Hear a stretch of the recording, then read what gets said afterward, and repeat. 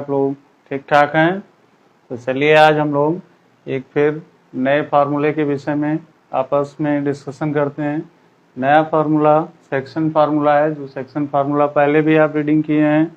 उसी सेक्शन फार्मूले पर आज हम न्यूमेरिकल बेस्ड करते हुए देख रहे हैं। तो today's topic is problems based on section formula. आज का टॉपिक हमारा क्या है? Problems based on section formula. Section formula जैसे आता है तुरंत आप लोगों के दिमाग में आ रहा होगा। जैसे सेक्शन फार्मूला का एग्जांपल्स क्या होता है? सामान्य तौर पर section formula m1 m2 ratios में डिवाइड करता है। सपोज कीजिए कि कोई लाइन सेगमेंट है, मान लीजिए लाइन सेगमेंट है।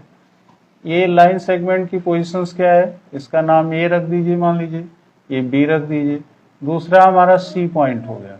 अब ये किस रेशियो में इसको डिवाइड कर रहा है? मे बी 1:1 में भी डिवाइड कर सकता है, किसी में भी कर सकता है, डिफरेंट रेशियोज हो सकते हैं।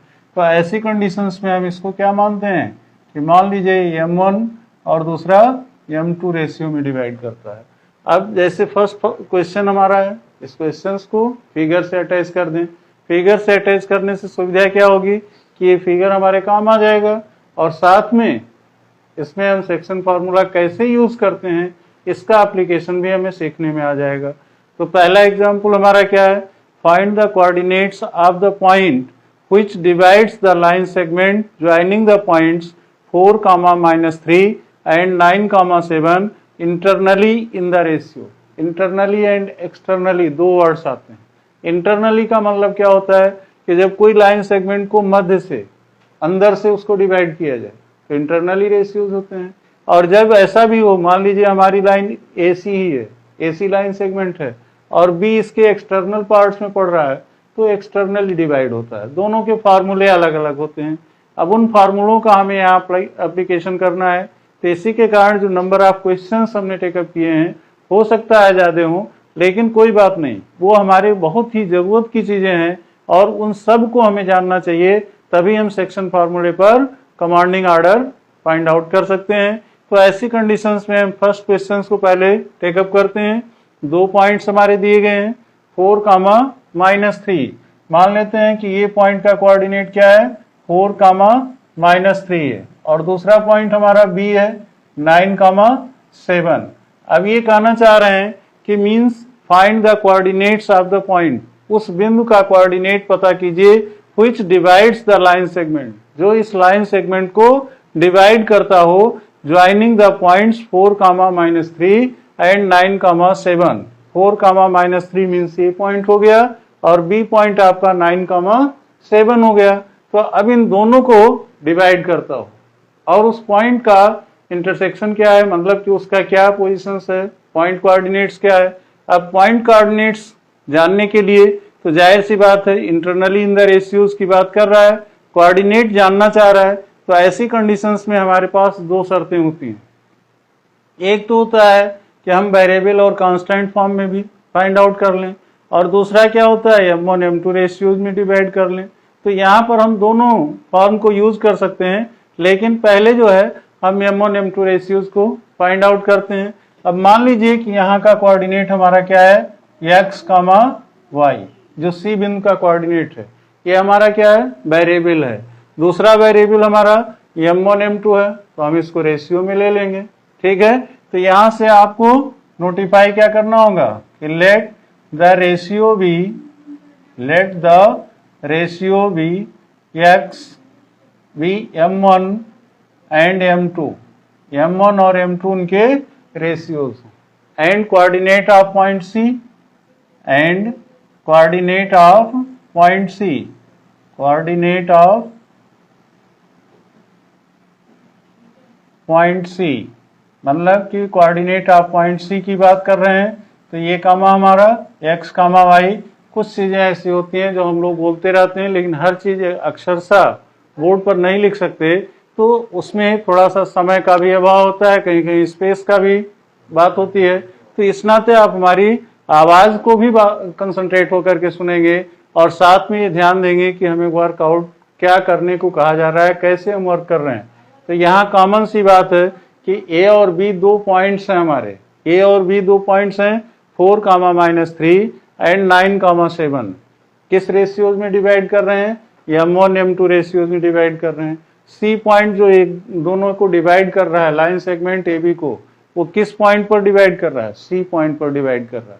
तो सी पॉइंट का कोऑर्डिनेट निकालना हमारा उद्देश्य है, क्योंकि क्वेश्चन कह रहा है find the coordinate of the point. तो find the coordinate of the point मतलब सी बिंदु का निर्देशांक कितना होगा।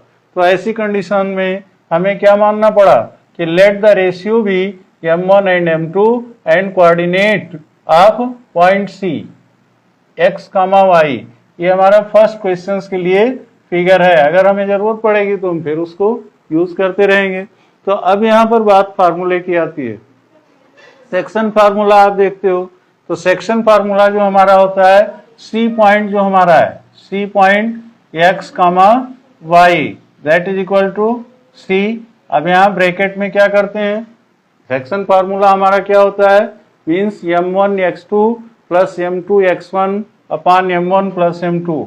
यहाँ पर इसका फार्मूला क्या है?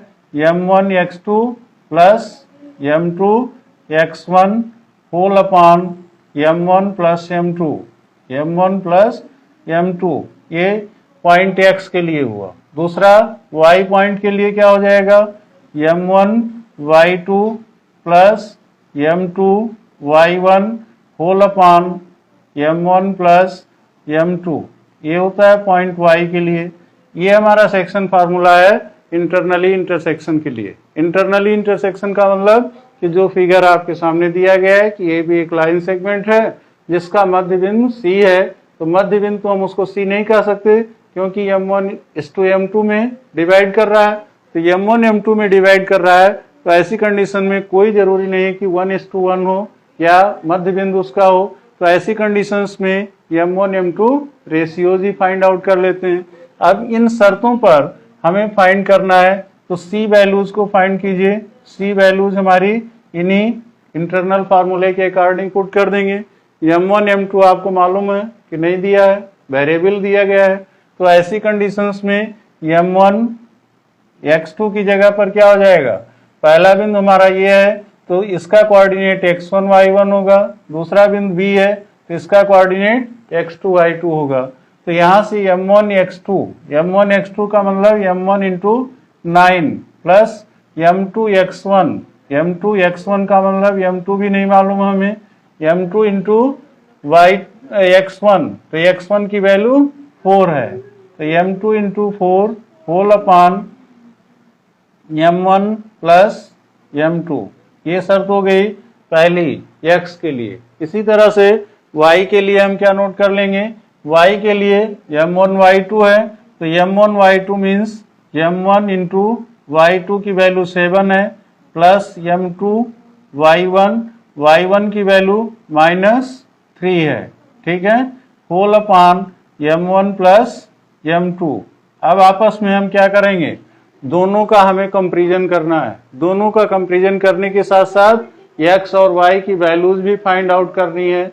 तो x और y की वैल्यूज भी फाइंड आउट करने के लिए अगले स्टेप में हम क्या करेंगे कि that is equal to c। यहाँ से कंपैरिजन किए तो ये क्या आ गया? 9m1 upon 9m1 plus 4m2 whole upon m1 plus m2, m1 plus m2। ऐसी कंडीशंस में इसकी वैल्यू क्या आ जाएगी? 7m1 minus 3m2 whole upon m1 plus m2। ये चीज क्लियर होनी चाहिए, क्योंकि यहाँ पर जो आप नोट कर रहे हैं वो नोट करने का मतलब कि ये सामने फार्मूला बता ही रहा है।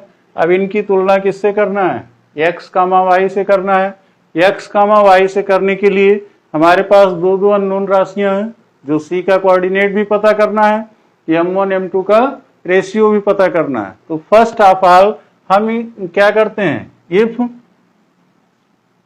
बी टेक या इफ डायरेक्टली कर दीजिए कि f इज इक्वल टू 0 की कंडीशंस फुलफिल कर ले।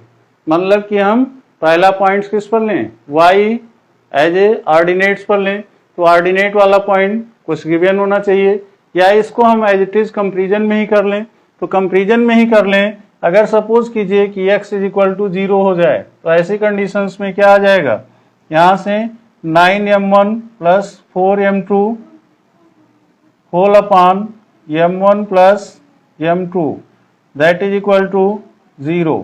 अगर x की वैल्यू 0 है तो ऐसी कंडीशंस में क्या आ जाएगा, आपस में इसको 0/1 करके क्रॉस मल्टीपल कर दें, जिससे हमें रेशियो फाइंड हो जाएगा। तो ये 9m1 इज इक्वल टू क्या आ जाएगा, -4m2, क्योंकि यहाँ से m1 प्लस m2 0 से मल्टीप्लाइड होगा तो उसकी वैल्यू 0 हो जाएगी। 1 का मल्टीप्लीकेशन 9m1 प्लस 4m2 में करेंगे तो यहाँ से ये वैल्यू आपको मिल जाएगी कि 9m1 is equal to -4m2। तो ऐसी कंडीशंस में क्या आ जाएगा, m1/m2 that is equal to क्या आ जाएगा, -4/9। तो ये इसका रेशियो आ जाएगा m1 m2 का। सेम कंडीशंस में अगर यही चीज हम कहते हैं नहीं y की वैल्यू 0 हो जाए, तो if y is equal to 0 तो क्या कंडीशंस बन सकती है, y इज इक्वल टू 0। तो y इज इक्वल टू 0 पर क्या होगा, इसको भी कंपेयर कर लीजिए। तो यहां से वैल्यू क्या आएगी, 7m1 minus 3m2 whole upon m1 plus m2 that is equal to 0। 0/1 इसको भी करते हैं तो 0/1 करने का मतलब कि यहाँ भी क्रॉस मल्टीपल करेंगे तो यहाँ से क्या आ जाएगा, m1/m2 की वैल्यू क्या आ जाएगी, सीधे डायरेक्टली ट्रांसफर कर देंगे तो 7m1 is equal to 3m2 हो जाएगा। तो m1/m2 इज इक्वल टू 3/7 आ जाएगा। तो आपने यहाँ पर देखा कि दो रेशियोज हैं, दोनों रेशियोज में कंडीशंस क्या फुलफिल कर रही हैं। If x is equal to 0, x की वैल्यू अबेसिसा अगर 0 है तो अबेसिसा कब 0 होता है, जब हमारा लाइन सेगमेंट कहाँ पर होगा, y एक्सिस पर होगा। तो y एक्सिस पर अगर लाइन सेगमेंट हमारा तो किस रेशियो में डिवाइड कर रहा है, y एक्सिस पर m1/m2 का रेशियो -4/9, और -4/9 क्या इंडिकेट करता है कि एक्सटर्नली डिवाइड कर रहा है। लेकिन यहाँ पर बात इस चीज की कहीं ऐसा इंटरनली रेशियोज की बात किया है, तो इंटरनली रेशियोज की बात किया है मीन्स कि y की वैल्यू 0 है, और y की वैल्यू 0 कब होती है, ऑर्डिनेट जब 0 है, तो इसका मतलब लाइन सेगमेंट किसके नजदीक है, x एक्सिस के है, और x एक्सिस के नजदीक होने से ये क्या आ जाएगा, यहाँ y की वैल्यू 0 कर दिए तो m1 m2 का रेशियो क्या आ जाएगा, 3:7 आ जाएगा। और 3:7 m1 m2 की रेशियो जब आ जाएंगे तो ऐसी कंडीशंस में अब फिर एक बार हम c की वैल्यू निकालना चाहेंगे तो c की वैल्यू क्या आ जाएगी, c x, y के रूप में है। अब यहाँ x, y के रूप में रखने के बाद इनकी वैल्यू डायरेक्टली पुट कर दीजिए। अब इनकी वैल्यू क्या आई है, 9m1 प्लस 4m2, तो 9m1 प्लस 4m2 का मतलब क्या आ जाएगा, 9 यहाँ इंटरनली इसने किया है, इस नाते 3:7 को लेंगे तो m1 की वैल्यू 3 और m2 की वैल्यू 7। तो ऐसी कंडीशंस में 9m1 का मतलब 9 इंटू 3 प्लस यहाँ से दूसरा क्या है 4m2 है, तो 4m2 मतलब 4 इंटू 7 होल अपॉन 3 प्लस 7 10 हो जाएगा, तो 3 प्लस 7 ये हो गया, ये x की वैल्यू हो जाएगी।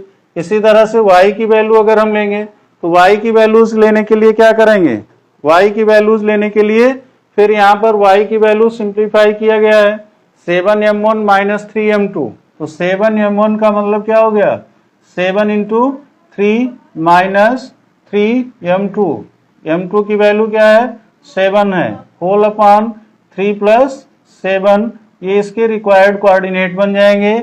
और ये वैल्यू सिंप्लीफाई करने पर क्या होगी, 9 त्रिक 27 प्लस 4 सते 28, तो 28 और 27 आपस में जोड़ देंगे तो 28 और 27 कितना हो जाता है, 28 प्लस 27 दैट इज 55/10।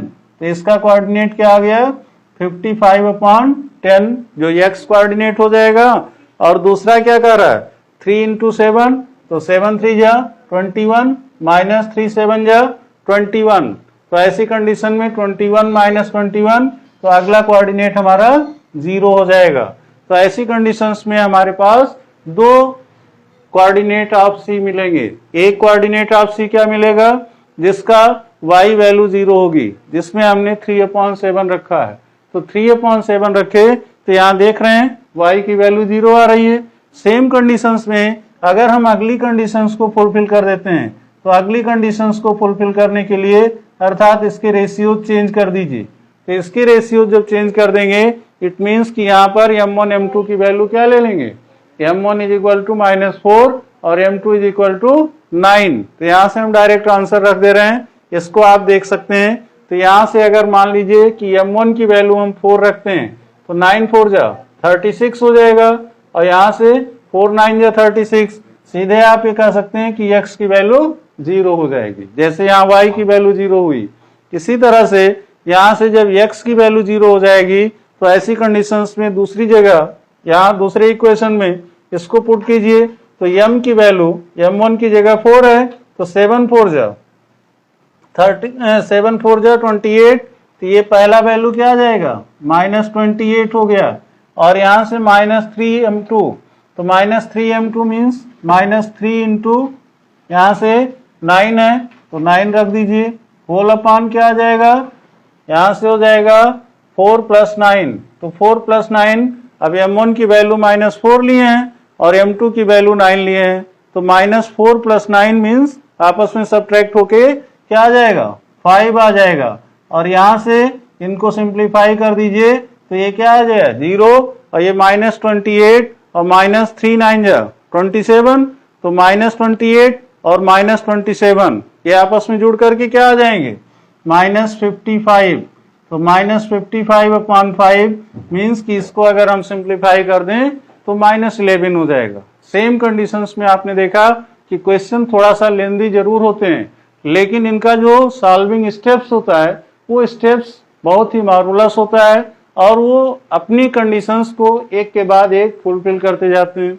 एक बार फिर से रिवाइज कर लीजिए कि m1 m2 रेशियोज में लाइन सेगमेंट AB को डिवाइड किया गया है। अब वो m1 m2 रेशियो हमें मालूम नहीं है। दूसरा, हमें पॉइंट क्या पता करना है, C पॉइंट का कोऑर्डिनेट क्या है। C पॉइंट का कोऑर्डिनेट हमने x, y मान लिया।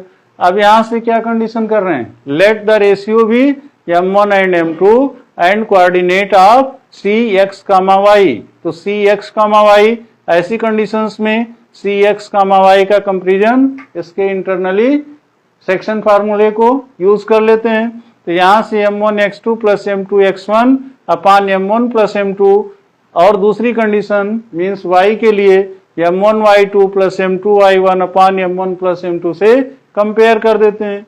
यहाँ पर आपको मैंने बताया ही कि a के कोऑर्डिनेट जो होंगे x1 y1 है, इसके x2 y2 है। आपस में इन वैल्यूज को पुट कर देते हैं तो ऐसी कंडीशंस में इफ x = 0, यदि मान लीजिए हमारा एबेसिसा 0 है, इसका मतलब लाइन सेगमेंट किसके नजदीक है, y एक्सिस के नजदीक है। आपस में वो y एक्सिस पर कट कर रहा है, इंटरसेक्शन कर रहा है। तो सेम कंडीशन में तब रेशियो m1/m2 की -4/9 आती है।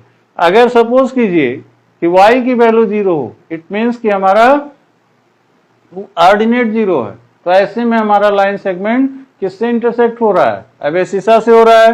तब रेशियो क्या है 3:7 है। यहां तक तो केवल हमने रेशियो फाइंड आउट करने की बात की। अब इसके बाद हम मेन प्रॉब्लम पर आए तो ऐसी कंडीशन में C पॉइंट जो हमने लिया है वो C पॉइंट का इंटरसेक्शन पॉइंट कोऑर्डिनेट पॉइंट क्या है, वो कोऑर्डिनेट पॉइंट पता करने के लिए आपस में इनके रेशियोज को मर्ज करा दीजिए। तो ऐसे में पहला रेशियो आपका आ जाएगा 55/10, 0 और दूसरी कंडीशंस में क्या आ जाएगा 0, -55/5।